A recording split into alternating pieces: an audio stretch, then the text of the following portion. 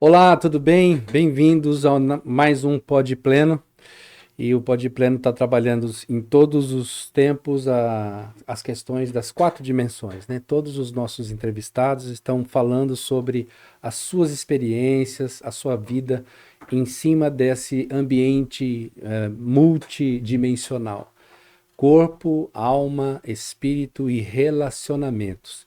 E hoje a nossa convidada especial, especialíssima, é a doutora Jovita Matarese, é ginecologista, obstetra e psicanalista, graduada pela Federal aqui do Paraná e também docente do curso de medicina da UEM, aqui em Maringá.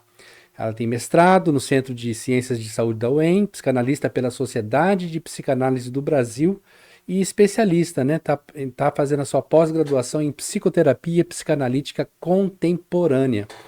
Então, né, doutor, eu sei que você tem mais coisas por trás desse currículo aqui.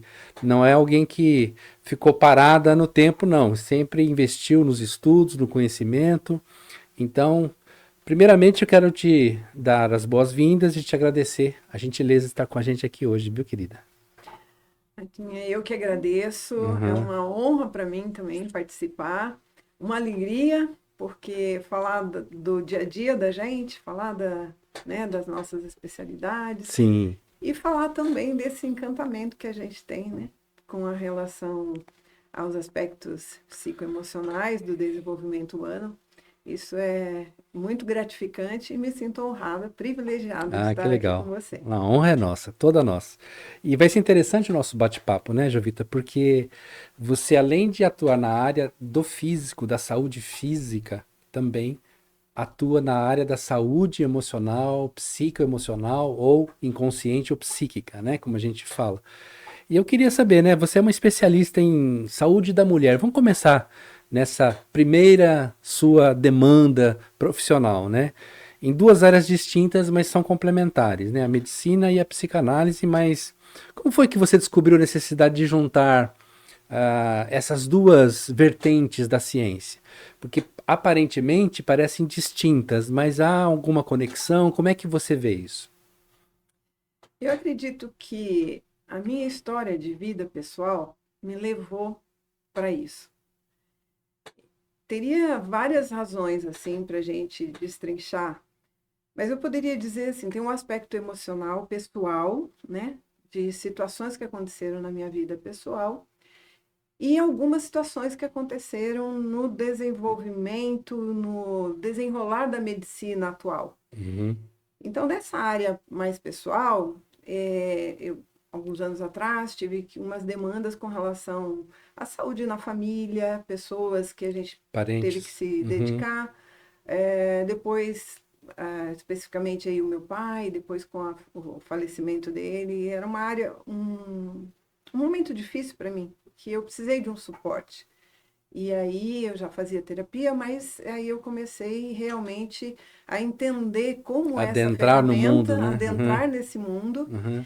e foram construindo, foram construções que foram acontecendo e a gente começou a ter um olhar diferente para esse suporte emocional que eu acho que todo mundo precisa. Paralelo a isso, a medicina também foi caminhando, Uhum. foram surgindo mudanças assim bem significativas na medicina e que me levaram a refletir sobre o que tipo de medicina que eu estava fazendo. Então, a gente é da área da saúde feminina Uhum. e eu vi que as mulheres estavam passando por muitas demandas, essas fases de transição hormonal, como a adolescência e várias Uhum. dessas mudanças da vida da mulher, requer essa abordagem psicoemocional. E eu, como médica, senti que eu estava limitada um pouco com isso. Eu queria Uhum. oferecer outras abordagens, outras ferramentas, para que a minha prática diária, né, como médica e como essa médica do lado mais humano, né, mais humanista, a gente sente muita necessidade disso. Uhum. Então, foram várias Sim. circunstâncias que foram caminhando em paralelo Uhum. e em determinado momento do caminho eu passei de não eu ver não só como uma ferramenta para mim, mas que eu pudesse oferecer isso também para as mulheres. Que legal. Assim, bom, falando um pouquinho mais objetivamente da sua primeira área profissional na medicina, como é que você, a gente sabe que a saúde, de modo geral, em termos de abordagem técnica, abordagem na manipulação, no jeito de ver, com tantas novas descobertas, coisas que têm que ser atualizadas, né, de tempos em tempos. Como é que você vê hoje, pleno século XXI, 2024, que nós estamos, a saúde sexual e reprodutiva da mulher? Como é que você vê? Existe alguma coisa que precisa ainda ser ajustada? Há uma evolução? Como é que está esse processo de desenvolvimento nessa área? Eu penso assim, a medicina de uma forma geral e a medicina reprodutiva, ela é basicamente tecnológica. Uhum, Felizmente a gente evoluiu muito em bastante, com todas certeza. as tecnologias, é, e a própria atuação da medicina também, né? Caminhando. Hoje a gente tem a robótica, enfim, né? Um tempinho atrás a gente acompanhou as fases aí da videolaparoscopia, então foram tecnologias que foram acrescentando no meio médico e que o profissional dessa área tem que acompanhar, não é inevitável. Paralelamente a isso, é estranho como que a gente ganhou muito com a tecnologia, mas o aspecto emocional às vezes não acompanhou, eu acho, a velocidade e os Hum, recursos dessa tecnologia. Então a gente tem muitos entraves ainda para poder orientar as mulheres numa uma saúde reprodutiva e uma saúde sexual de uma forma mais saudável, mais harmônica, mais você diz. harmônica, né? Então, é, a gente avançou muito em alguns aspectos, mas ainda tem algumas searas ali na medicina e na ginecologia que a gente vai precisar Assim, aprofundar. se a gente pensar, por exemplo, coisas recentes que aconteceram na humanidade, na sociedade de modo geral, como a pandemia. Você acha que a pandemia, ela afetou a saúde reprodutiva da mulher? Não Em- só a saúde Uhum, reprodutiva, mas eu acho que em vários sim. aspectos. Vamos Na pensar assim, na sexualidade? sexualidade, Uhum, em termos de comportamento também, uhum, porque com com a Covid veio as pessoas ficarem restritas nas suas casas, né? Então, houve um período em que as pessoas tiveram que, por conta dessa restrição, ficar em casa uhum. e trabalhar os seus relacionamentos, né? E consigo mesmo também. Então, acho que essa questão da Covid, por ter que promover aí uma interiorização, dificulta para as pessoas trabalharem os seus Sim. relacionamentos. Então, aquilo que às vezes nem era tão pungente assim, porque sai para trabalhar, os filhos nas escolas, etc e tal, faz com que as pessoas às vezes nem refletissem sobre o real problema dos relacionamentos. E principalmente o relacionamento consigo mesmo. Então, falar de sexualidade saudável é Aham. falar de de um aspecto interior primeiro. Você tem que trabalhar a sua essência, a sua identidade, os seus aspectos interiores primeiro, para depois você ter Sim.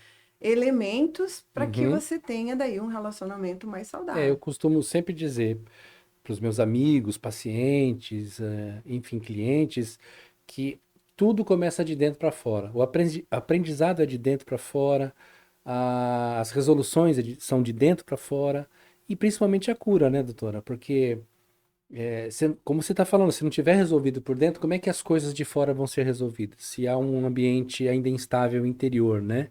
Então aí a gente percebe então que há um cruzamento também com a saúde mental, com a saúde emocional e psíquica, né? Porque a pandemia revelou muitas dores, né? Muitas questões interiores, talvez ali recalcadas, abafadas. Elas vêm à tona e se manifestam em todas as áreas da saúde da pessoa. Você concorda com isso? Plenamente. Como você falou já na Uhum, introdução do programa, hum, né?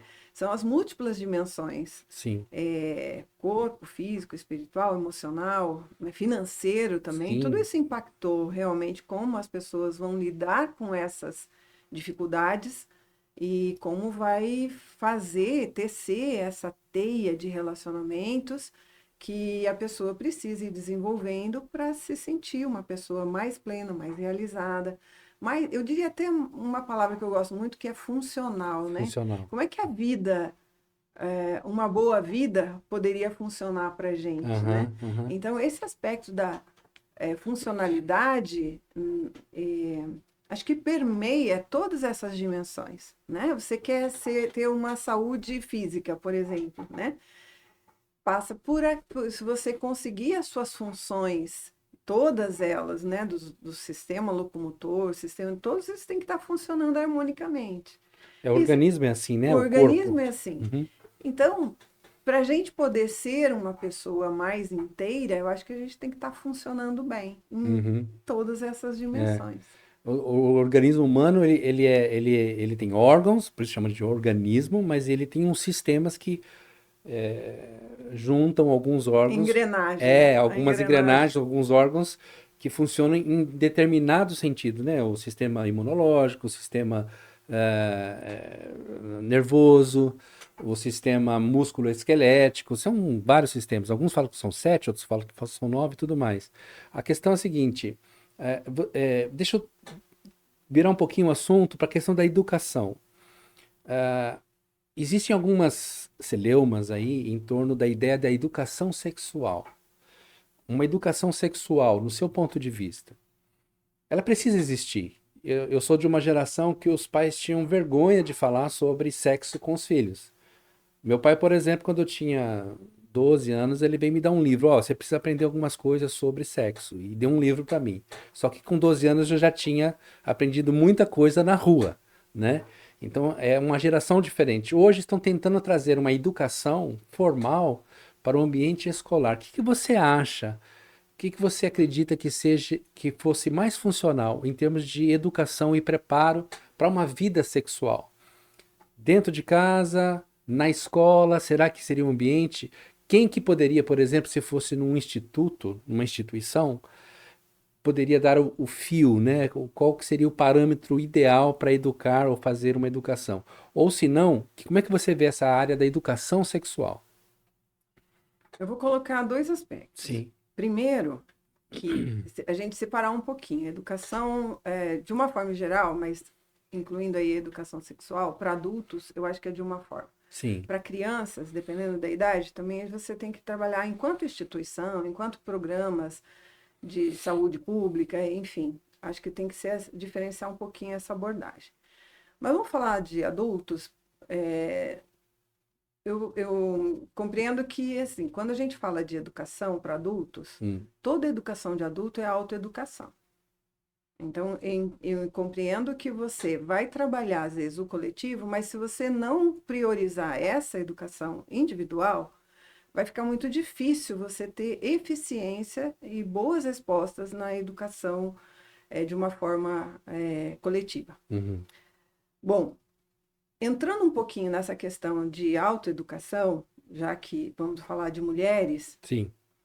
a educação sexual, ela passa por aquela parte orgânica mesmo, de conhecer o corpo, de conhecer métodos contraceptivos, enfim, de Cuidados, evitar as sim. ESTs, enfim, toda essa parte, ela praticamente não muda, porque você tem que É reforçar uma coisa que isso, funciona desse né? jeito, né? Funciona Uhum. desse jeito. Então, o acesso à informação dessas características, por exemplo, de como funcionam os métodos anticoncepcionais, de procurar um ginecologista no tempo certo, né? Sempre que surgir, fazer os acompanhamentos de rotina, etc. Isso aí é o mesmo que padrão, Sim. existem os protocolos para isso, isso não vai mudar. Só que isso só não basta Uhum. enquanto você buscar mudar uma realidade, né? Porque hoje a gente enfrenta vários problemas de saúde reprodutiva, assim, gravidez na adolescência, o aumento, assim, às vezes até indiscriminado, de DSTs que já tinham sido mais ou menos controlados. Então, a gente está vendo O aumentar retorno? sífilis, Uhum. aumentar uma série, Olha a só. própria AIDS, né?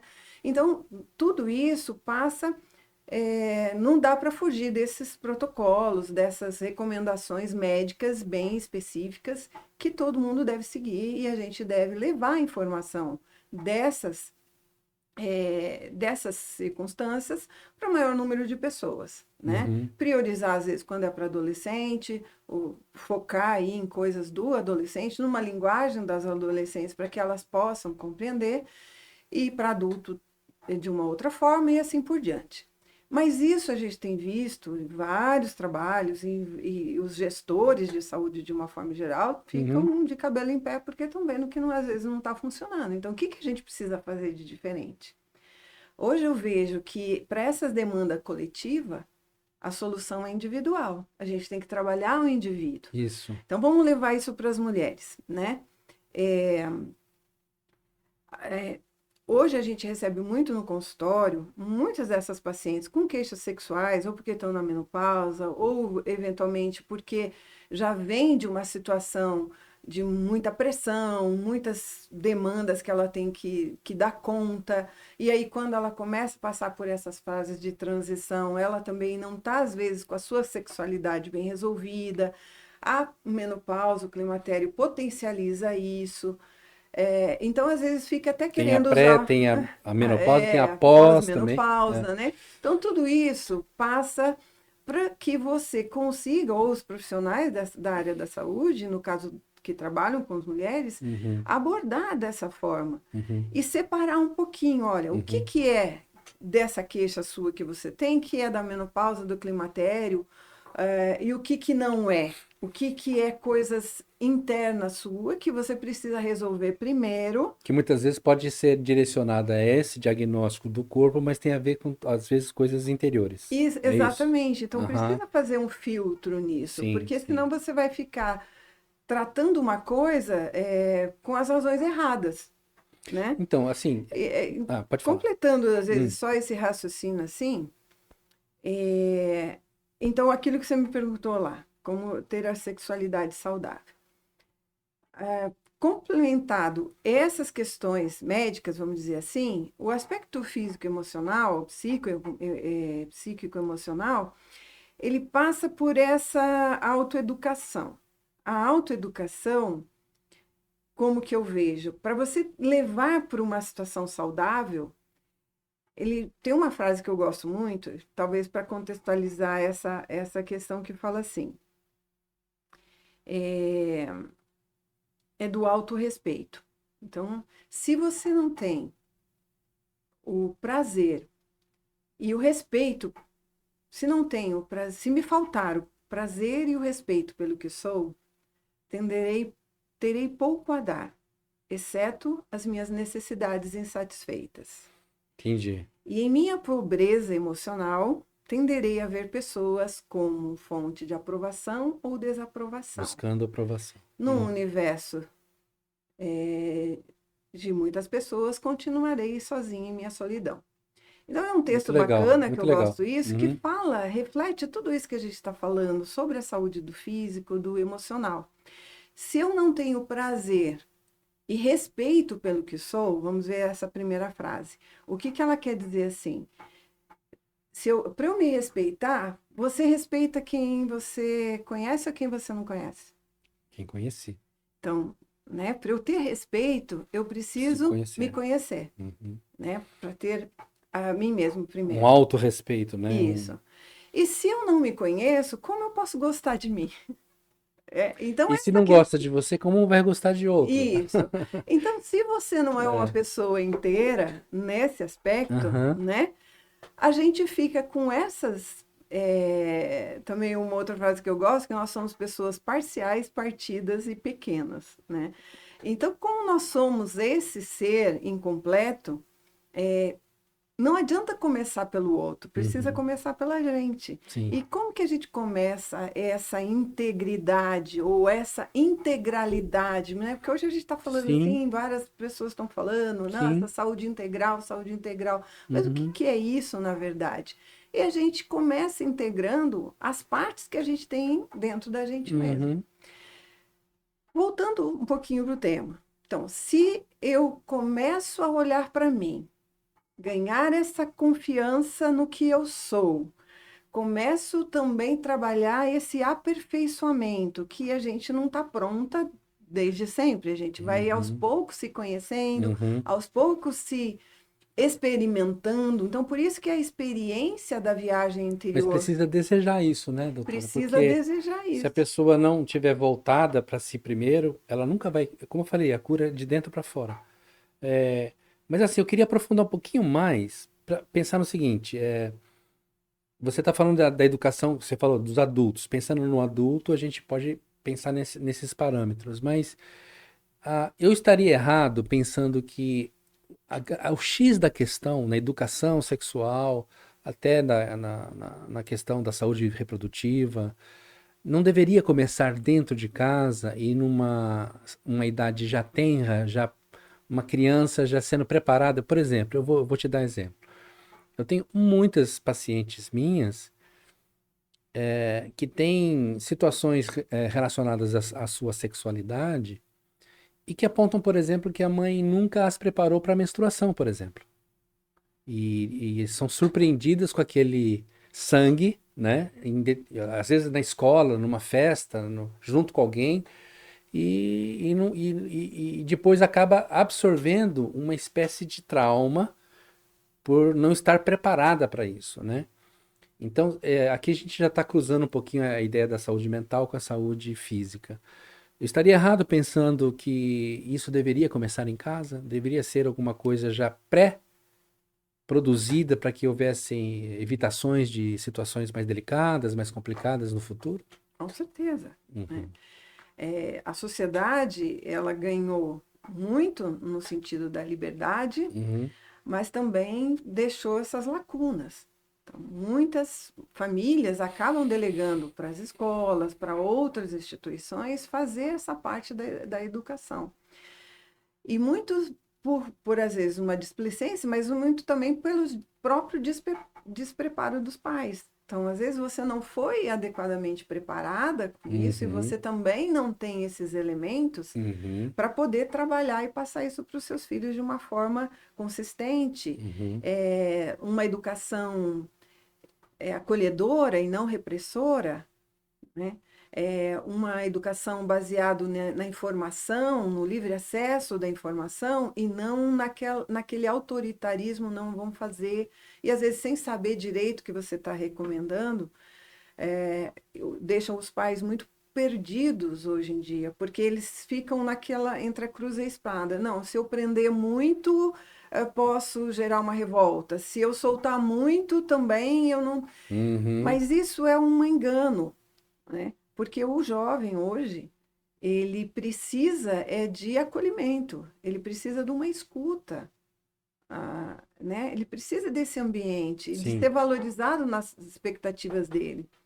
Então, a gente já entrando, saindo um pouquinho da área educacional, mas com certeza uhum. você falar, ter em casa acesso a essas informações é muito mais valioso, muito mais proveitoso no sentido do desenvolvimento dessa criança ou desse jovem, do que as informações que são colhidas fora. A ideia, a questão básica também é quem é que ensina quem, né? Quem é que prepara quem para que esse depois prepare outros, né? Hum.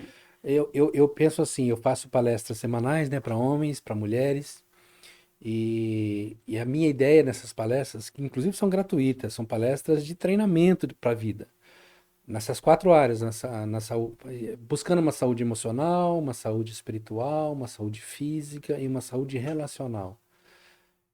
O meu sonho, talvez seja, eu seja muito idealista, talvez, mas o meu sonho é preparar homens e mulheres para serem melhores pais, melhores maridos e esposas, melhores filhos, melhores irmãos, melhores funcionários, melhores proprietários ou independentes, autônomos, empreendedores, para que haja uma diferença nisso. Então, a minha ideia é sempre falar de tudo, nessas quatro áreas, é claro, mas com muita propriedade, desafiando mesmo, né? Nas minhas palestras eu desafio, brinco com os homens lá e desafio, cadê? O que você está fazendo lá? Deixa de fazer isso, deixa de fazer aquilo. Enfim, será que falta um pouquinho mais desse cuidado em termos sociais? Por exemplo, a gente sabe que a religiosidade, não a espiritualidade, mas a religiosidade, ela é muito opressora em determinados níveis, principalmente na área da sexualidade. Eu penso assim que igrejas cristãs, seja católica, seja evangélica, elas têm um tabu enorme de falar sobre esse assunto, não é? E depois acabam repreendendo aqueles que fizeram alguma coisa sem estar preparado ou treinado para isso. Você acha que a gente pode superar esses tabus, superar essas barreiras preconceituosas para falar de uma sexualidade livre, é claro, respeitosa, com parâmetros de segurança e tudo mais, mas sem esses tabus, sem esse preconceito? Será que é um preconceito mais moral, um preconceito mais social? O que que você acha? É a mesma situação de exercer a sexualidade de forma saudável. Sim. Se você vai nessa linha de você reconhecer-se e ir respeitosamente, primeiro com você, você começa a É aquele princípio que conseguir você falou. Uhum. uma coisa que eu acho fantástica e Hum. que a psicanálise é uma abordagem que leva a gente para esse lugar, que é de colocar limites. Uhum. Então, se você não conhece e você não sabe direito o que você avança às vezes nos papéis que você vai desempenhar. E, portanto, você sai do lugar, você sai do seu lugar. E aí você não consegue colocar o outro no lugar dele. Então, não vamos pensar num relacionamento conjugal ou num Sim. relacionamento a dois.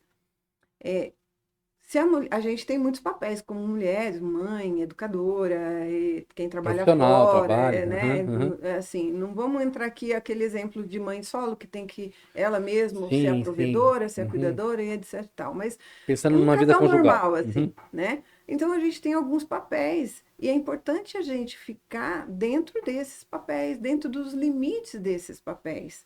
Porque quando você sai desse lugar, você invade o lugar do outro e você deixa o seu vazio. Então, por exemplo, mães, na hora da educação dos filhos, há uma parte que é do papel da mãe, que é mais acolhedora, que é mais cuidadora, outro Uhum. é do papel, né, da Uhum. paternidade em si.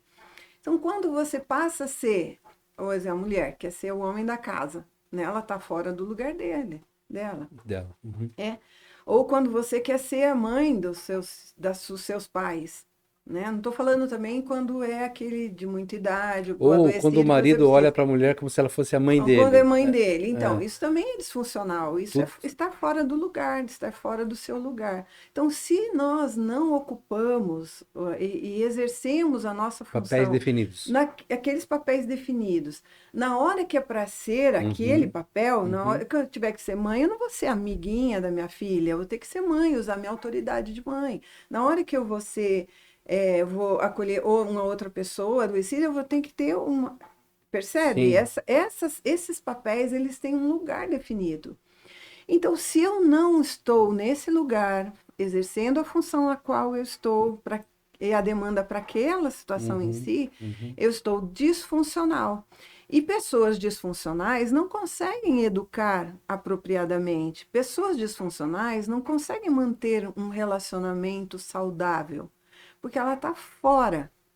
E a energia e esse autorrespeito que a gente conquista, primeiro pela gente mesmo, para ensinar o outro como ele deve nos Uhum. tratar, Uhum. isso é que gera os conflitos e as violências. Às vezes a violência ela começa com pequenas coisas dentro de casa, Uhum. né? Violência, vamos dizer assim, um desrespeito. Quando que você é desrespeitada? Quando você está fora do seu lugar, quando você está fora da sua função. Então, eu vejo a violência como as disfuncionalidades que a gente vai incorporando, primeiro na nossa casa, depois no ambiente de trabalho, nas instituições, isso aí a gente vê as violências, né? E depois a violência na sociedade, que daí é multifatorial, vem toda aquela dinâmica, aquela discussão, a tecnologia entrou com isso também, né? Dificultando os relacionamentos individuais. Então, não dá para a gente, às vezes, assim, colocar uma coisa só, Mas eu gosto de conversar, já que a gente está, né, Uhum, é uma conversa, de conversar muito com relação à violência, quando a gente fala sobre as funções, os papéis disfuncionais às quais a gente acaba entrando e que, para corrigir, tem que levar para o centro. Levar de novo a pessoa a reconhecer por ela mesma uhum, o que ela está disfuncional uhum, nela uhum, e aí ela fazer por escolha dela, por uma conscienciosidade, eu uhum, gosto dessa palavra, porque é trazer a consciência de que, olha, eu estou fora, eu uhum. estou desajustada, eu estou desequilibrada, eu estou disfuncional. São todas palavras que mostram que a pessoa está fora do eixo. Agora, interessante a sua abordagem, com a qual eu, inclusive, eu concordo, mas ela é uma abordagem essencialmente da ética cristã, né, da ética moral e cristã, que tem princípios, uma família com papéis ajustados, né, com funções adequadas, marido, esposa, pai, mãe, filho, irmão, etc. Mas a gente está vivendo, e eu percebo assim, que é uma sede, vejo com os meus pacientes, pessoas que têm sede de uma certa regularidade, que é isso que você está propondo, que haja um ajuste, uma centralidade, a pessoa começar de dentro para fora, etc. Mas a gente vive numa sociedade, Jovita, que relativiza absolutamente tudo. Não há mais valores absolutos. Valores como estes, por exemplo, de papéis funcionais na família, eles são execrados, de modo geral, na sociedade que a gente vive hoje, né? No ambiente, nesse Zeitgeist que a gente está vivendo. Como é que você acha que a gente pode romper também essa barreira ou acreditar que coisas como essas que você está propondo possam se tornar reais, de uma certa forma? Ah, bom, vamos esclarecer assim que essa Hum, discussão ou sim, esses elementos que a gente está colocando não é uma discussão aprofundada sobre os aspectos sim, sociais da sociedade moderna que sim, agora estão se estruturando com várias modalidades de famílias, né? sim. É, embora tudo que eu compreendo que seja importante para a gente colocar numa família tradicional, cristã, etc., vale para em qualquer esfera. É um Vale padrão, qualquer né? esfera, porque nós estamos falando de humanidades. Sim. É. E justamente buscar esse autorrespeito que leva para uma situação de autonomia emocional faz com que você daí, nessa sua autonomia emocional, você saiba o seu lugar e saiba colocar o limite para o outro. Esse é o princípio de você diminuir ou desintegrar as violências. Se ela não começar por aí, vai virando uma bola de neve, vão entrando outros fatores que depois você não consegue sair desse Uhum, emaranhado. sim. Então, levando o social, ele reproduz o indivíduo, né? Então, se nós estamos numa sociedade violenta, é porque o indivíduo está violento por si só, né? Como Não diz aquele existe pensamento romano, né? O homem é lobo do homem. isso.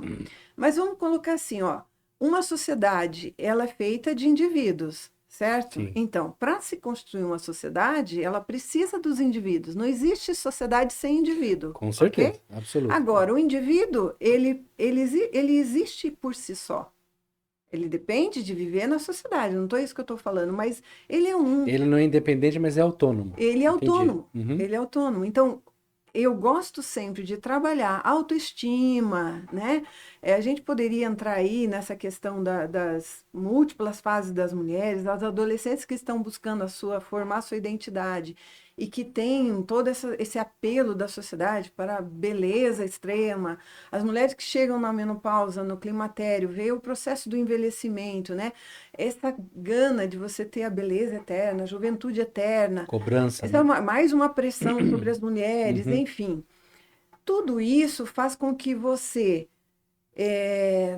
se você não passa essa trajetória do autorrespeito interior, a sua autonomia emocional, que vai passar pelos pilares do conhecimento e da independência financeira, vamos pensar como um sim. indivíduo, Uhum, se você não trabalha isso, vai ficar muito difícil você, nos outros ambientes, também não reproduzir situações de desrespeito, Anômalas, né? né? Entendi. E o desrespeito consistente, ele é a violência. É dessa violência que nós estamos tomando. Por que que é uma violência? Primeiro, do espaço físico, dessa segurança física.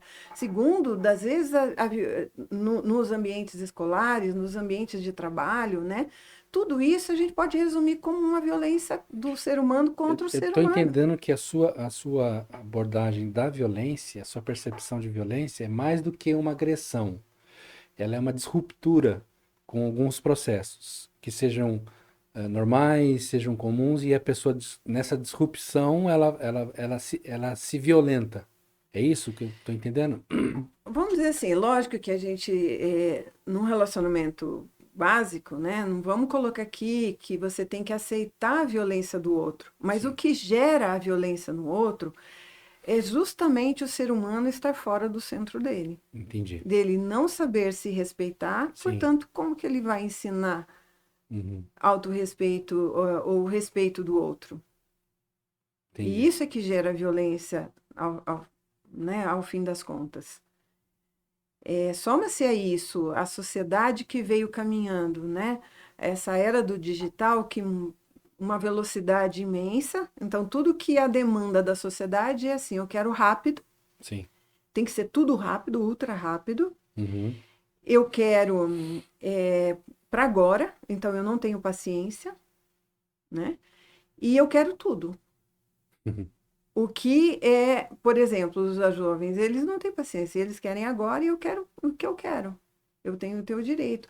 Tudo bem, a gente tem que caminhar para ampliar os nossos desejos e as conquistas dos nossos desejos.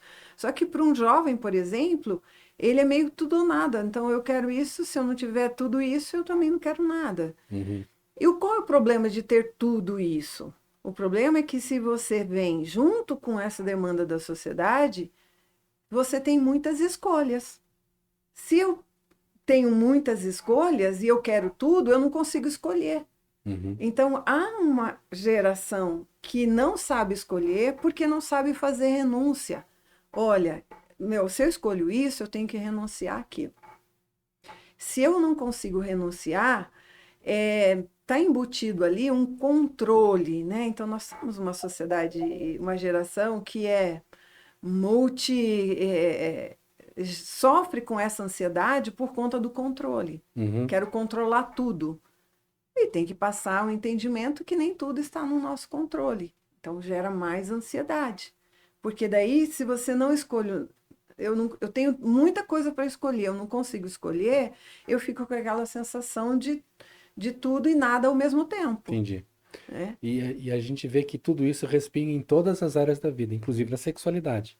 Isso na Assim, sexualidade. agora pensando um pouquinho mais nessa migração sua, né? Você é uma especialista, na saúde reprodutiva, na sexualidade, em tudo que envolve essa especialidade. Então você lidou com muitas mulheres nesses anos de experiência. Como é que, qual que é a importância agora, pensando como psicanalista, a importância da psicanálise na compreensão da saúde feminina? Como é que você consegue fazer algum link especificamente? É claro que dá para fazer de modo geral com o ser humano, mas no seu ponto de vista, você que tem trabalhado com mulheres e com a saúde feminina, como que a psicanálise te ajuda na abordagem da saúde feminina? Então, eu costumo falar que a psicanálise, o grande lance para mim foi entender que é um poderoso auxílio, Ferramenta? uma ferramenta na transcendência. Uhum, A gente precisa romper as fronteiras.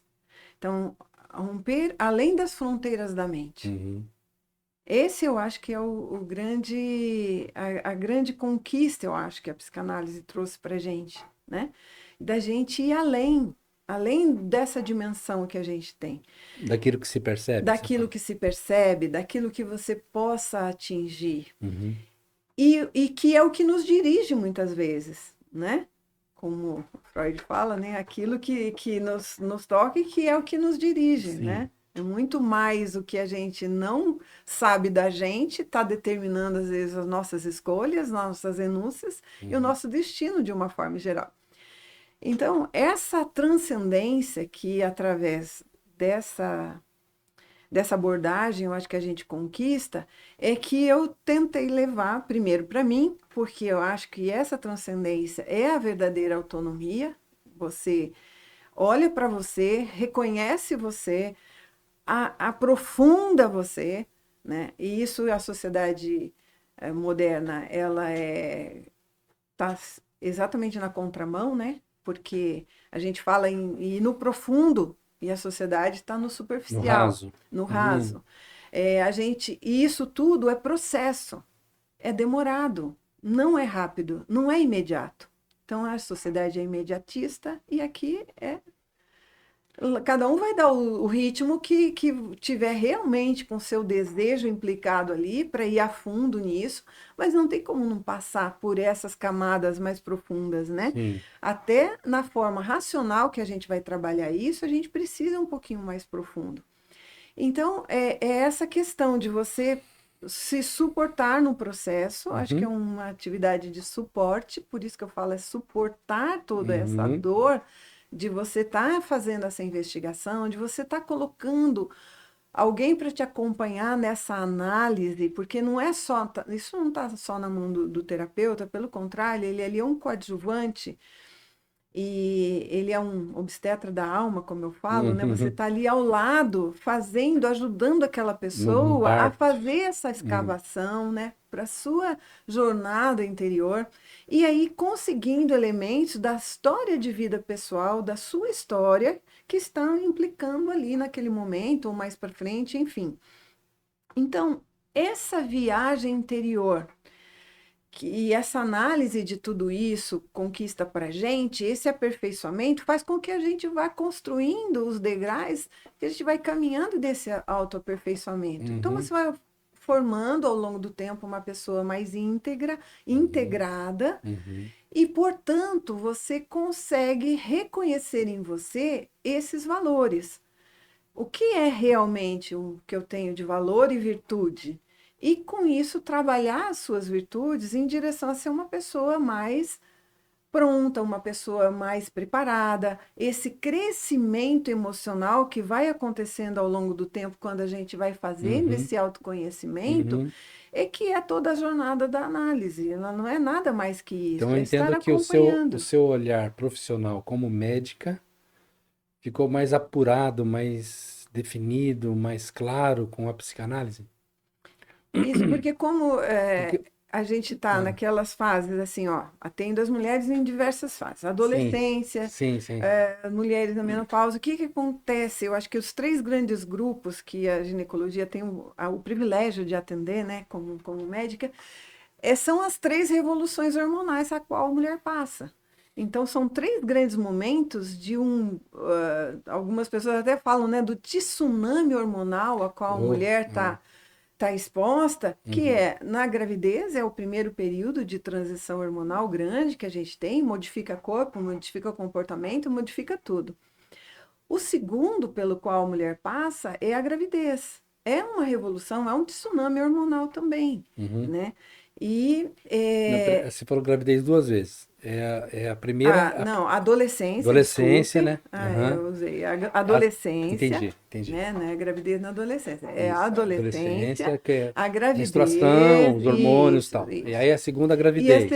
a segunda E a gravidez. E o terceira? terceira é a menopausa e o Sim. climatério. Então, esses grandes eventos hormonais que muda como uma revolução mesmo no corpo da mulher, reflete nos seus comportamentos. Com Né? certeza. E como ginecologista, está tão afeito a essa intimidade com essas questões femininas, fez com que eu tivesse uma sensibilidade mais apurada para as questões emocionais em cada dessas fases, né? É, e eu vejo que só esse aspecto médico mesmo, ele é Uhum, pouco para você lidar com toda essa revolução hormonal a uhum. qual a mulher está exposta. Por isso que eu acrescentei, vamos dizer assim, ao longo do tempo fui incorporando essa questão da Um olhar mais psicoterapia, depurado. Uhum. né, para poder ter mais condições e auxiliar melhor essas pacientes nesse aspecto, né? É um conjunto de coisas ali que você vai, quem se suporta esse processo da terapia, né, Uhum. e começa entendendo qual é esse benefício. Muitas vão falar assim, por que que eu não comecei mais cedo? Porque não precisa sofrer tanta coisa, as quais a gente acaba sofrendo, Sim. sendo que a hora que você trabalha essa questão interna, né, você acaba formando, você acaba amadurecendo-se emocionalmente e conquistando a sua autonomia gradativamente, e você se torna uma pessoa melhor preparada para lidar com esses desafios da sociedade moderna, de tudo isso que está acontecendo na vida da mulher, Uhum. é fazer escolhas mais assertivas, mais conscientes e mais assertivas, Uhum. né? E, portanto, os outros processos da educação do filho ou da sua própria autoeducação, de uma educação, uma Consciente. sexualidade saudável, é muito mais fácil você fazer isso estando uma pessoa amadurecida emocionalmente e racionalmente, vamos dizer assim, conscienciosamente, né, do que uma despreparada ou Uhum. está totalmente disfuncional. Uhum. O que que é mais fácil? A gente ajustar uma coisa que você já está caminhando nessa conscienciosidade ou não, né? Hoje a gente vê, e isso não tem a ver com a idade mesmo, né? Porque a Sim. gente está enfrentando uma sociedade que você 30, 40 anos com uma idade emocional de 12, É. às vezes até menos. Alguns dizem que a adolescência hoje oficialmente termina aos 26 anos. Isso, não, isso existe. É um conceito que Sim. tem, a OMS tá, e porque a gente viu que os processos neuronais, vamos dizer assim, do amadurecimento, das conexões neuronais que acontecem na adolescência, elas vão se finalizar mais ou menos próximo dessa 24, 20 e poucos anos. É, mas não era dessa imaturidade que eu estou falando, às vezes é uma imaturidade comportamental. E que conhecer, às vezes, a sua personalidade, como que você é no seu dia a dia, como que você atua, qual é o seu comportamento, faz muita diferença, né? Uhum. Hoje a gente existem vários testes aí de tipos de personalidade, enfim, né? Qualquer um deles são Enneagrama, vários, tem DISC, vários, temperamentos. né? Uhum. Tem Ocean agora que eles estão Sim. divulgando e tal. Mas todas elas são válidas, desde que seja para você fazer, saber o seu autoconhecimento, saber como que você funciona. Porque se você se conhece, sabe como você funciona, você consegue saber como o outro funciona também. Uhum. Ou pelo menos dizer ou comunicar ao outro como que você gostaria de ser tratado, de como você Uhum. gostaria de ser considerado, né? Certo. Esse é o primeiro pilar de uma educação responsável e de uma educação respeitosa. Então, o ideal seria que houvesse uma preocupação, não só das famílias ou desses ambientes mais íntimos, mas também institucionais, né? De escolas, faculdades, universidades que pudessem pensar numa educação emocional também, né? E isso a gente carece, Não né? é? Se você pegar as principais ou mais notórias das profissões, como a própria medicina, o direito, engenharia, por exemplo, cabe a educação emocional em cada uma dessas áreas, ainda que sejam distintas entre si, né? Porque é um aperfeiçoamento. Pelo que eu entendo, você conseguiu aliar a psicanálise e a sua prática médica, potencializando uma e outra, né? De certa forma. Então, é importante uma educação emocional também, na sua área, por exemplo, com as mulheres que você atende ainda como ginecologista, como obstetra. A importância dessa educação emocional vai fazer diferença na vida dessas mulheres? Nós somos, não dá para você definir ou caracterizar o ser humano se você não caracterizar os aspectos emocionais dele. Uhum. E isso é o determinante para o comportamento, Uhum. né? As nossas emoções, moldam os nossos pensamentos. E os nossos pensamentos moldam o nosso comportamento. Sim. O nosso comportamento pode moldar um hábito ou outro, né? E a repetição de um hábito dá a trajetória sim. que a pessoa vai gera ter. Novos ambientes. Gera novos ambientes. Então, eu vejo que é o princípio. Essa educação emocional, ela é mandatória para você estabelecer todos os outros processos, né?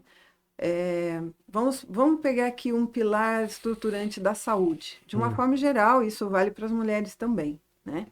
Se você for em qualquer médico, de qualquer especialidade, qualquer, fala um para mim aí.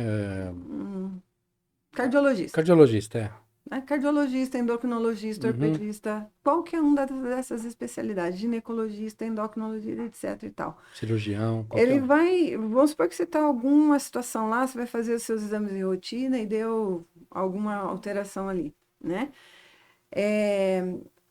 Mesmo que às vezes não seja uma coisa tão grave, ele não vai fugir de 3 recomendações para você. Essas vão estar presentes em toda recomendação médica. Independente da área. Né? Na ginecologia, por exemplo, uma grande preocupação que a gente tem e das mulheres também, é o medo de câncer que a gente tem. Sim. Então, a gente vai fazer os exames de rastreamento de câncer, que é fazer o diagnóstico precoce para melhorar a chance de tratamento. Todos os fatores de risco que implicam no câncer de mama, câncer de colo do útero, câncer de reto, né, de intestino, etc. e tal, todos eles têm fatores ambientais, tem os fatores genéticos que a gente não consegue mudar, por exemplo, a câncer de mama, etc. Mas todos os outros, os fatores de risco, eles são passíveis de você fazer e se incentivar e evitar com uma educação própria para isso. Então, você vai limitar fatores de risco. O que ele vai falar para você? Para a gente administrar ou minimizar esses fatores de risco. Não vai fugir de uma dieta, esse é um primeiro ponto. Não vai fugir de indicar você alguma atividade física, né? Direcionada que seja, para determinada idade você faz alongamento, faz um pilates, faz assim, mas não vai fugir do movimento, certo? Você tem que se movimentar.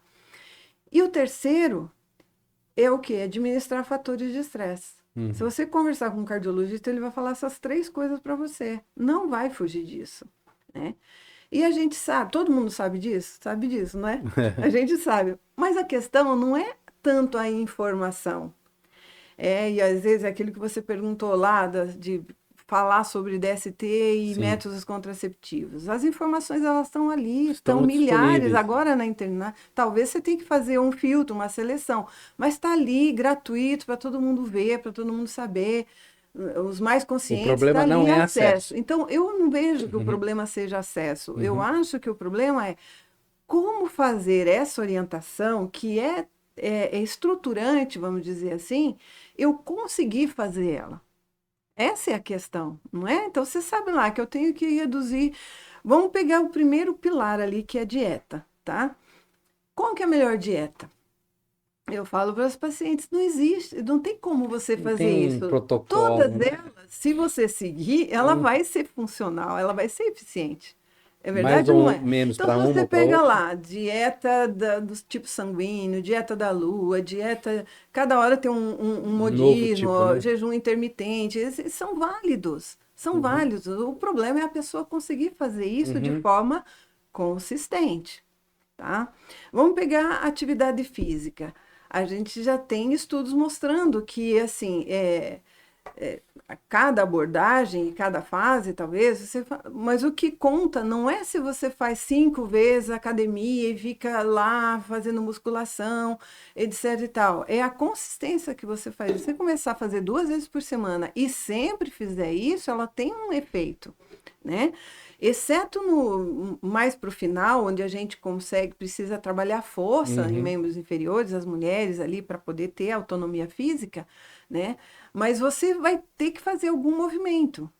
Então, não, e aí o problema é, você pode consultar uma nutricionista para ver, na sua característica, qual é a melhor dieta, faz com um personal ou com um médico, né, de medicina do esporte, que possa te orientar qual é a melhor atividade para você fazer, Conforme idade, conforme peso, idade, tudo. peso e tudo mais.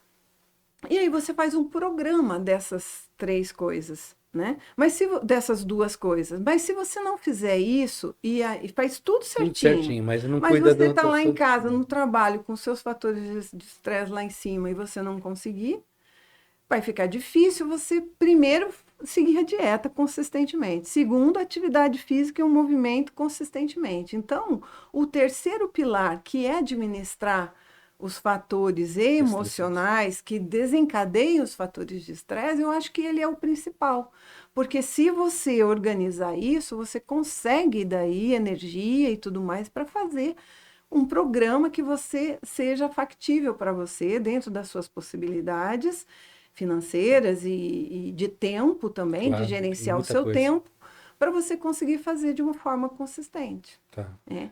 Então, essa questão da saúde emocional ou da educação emocional que você tocou, eu acho que ela é primordial para todos esses temas que a gente Uhum. começou ali a adentrar, da violência, da educação sexual, de qualquer área que você quiser, esse é o início.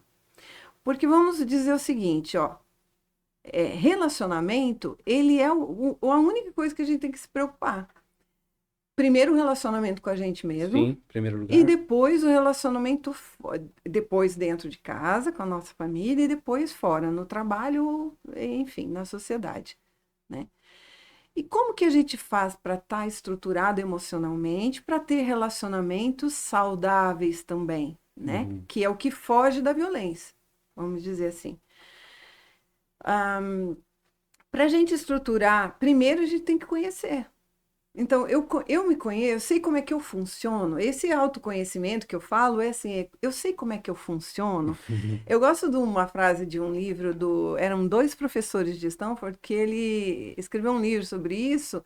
Acho que eles eram até arquitetos, nem eram médicos, eu acho, originalmente. Mas ele estava questionando assim com relação ao que era uma felicidade, o Hum. que era uma vida de felicidade ou de sucesso. Eles chegaram à conclusão que é o seguinte, que a despeito dessas definições, né, a felicidade era uma boa vida.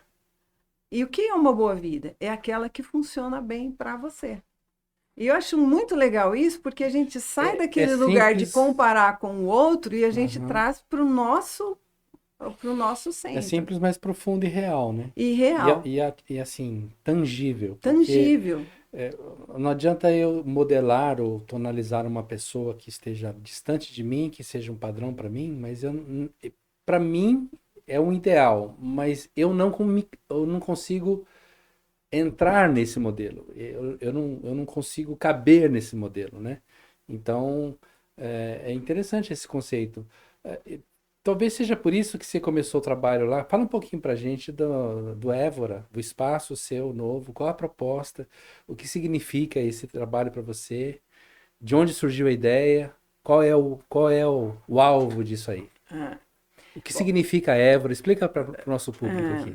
é bem, né, uma coisa que são pensamentos, são experiências, né, que você vai tendo, que você vai conduzindo a sua vida. Então você perguntou assim, o que me levou para essas os dois esferas de saberes aí, Uhum. medicina E a e psicanálise. a psicanálise, eu acho que eu falei, né, foi a minha trajetória de vida. Então, isso aconteceu pelas experiências que eu passei, né, as experiências gratificantes e as de dificuldade que eu passei, os conflitos que eu tive que enfrentar, foram me moldando e foram me levando para momentos que eu tive que fazer escolhas e que eu tive que dar uma direção para a minha vida. Uhum. Juntando tudo isso, né, eu teve uma fase, lógico, que eu não tinha essa consciência, né, isso não estava num nível tão consciente, tão claro para mim, mas eu sempre fui uma pessoa que gostei muito de estudar, de entender os processos, né? Eu sempre falo, né? Você me conhece um pouquinho, você sabe que eu sou do interior, né? Mas é o interior da gente. Então eu Sim. gosto dessa profundidade da natureza humana, do eu interior. E sempre li muito, não sou, né? Sou muito cru ainda na filosofia, mas gosto de ler sobre isso e foram os meus primeiros questionamentos, né? Sim. As perguntas mais existenciais dizem que é quando você começa realmente a existir, que é quem sou eu, para onde vou, e etc e tal, né? Brincando um pouquinho aí com Freud e Shakespeare. Então, eu passei por essas fases e eu fui me aprofundar e estudar um pouco. No meio do caminho, quando eu já tinha um interesse bastante pela área da psicanálise, surgiu a oportunidade de fazer a formação e que inicialmente não tinha a ideia de oferecer isso, né? Era mais para um aprendizado, um autoconhecimento, mas as demandas da vida me fizeram realmente, me implicaram para que eu oferecesse isso, porque eu entendi que há pessoas que possam usufruir desse conhecimento, usufruir dessa formação. Existe uma demanda muito grande da saúde mental, as pessoas estão num grau de sofrimento muito grande, e eu me vi realmente com esse desejo e essa responsabilidade até. Né? Eu acho que posso alcançar mais pessoas para fazer essa trajetória de experiências e que possam levar a gente para um lugar de melhor desenvolvimento, de uma plenitude maior, né? Por isso, nesse termo, a gente se afinizou bastante. E aí, então, foram surgindo depois a consciência de todas essas experiências e estruturar isso de uma forma profissional. Então, aí surgiu o Espaço Évora, que era um acróstico que exatamente coloca esses passos. E eu tive essa incorporação de usar esse nome numa viagem que eu fiz para a cidade de Évora, né? É uma cidade milenar, né? Tem até as ruínas lá dos gregos. Então, toda a história lá me remeteu a uma coisa muito profunda mesmo. E o que seria, então, o acróstico de Évora? Então, ele assim, é um processo experiencial, tudo isso.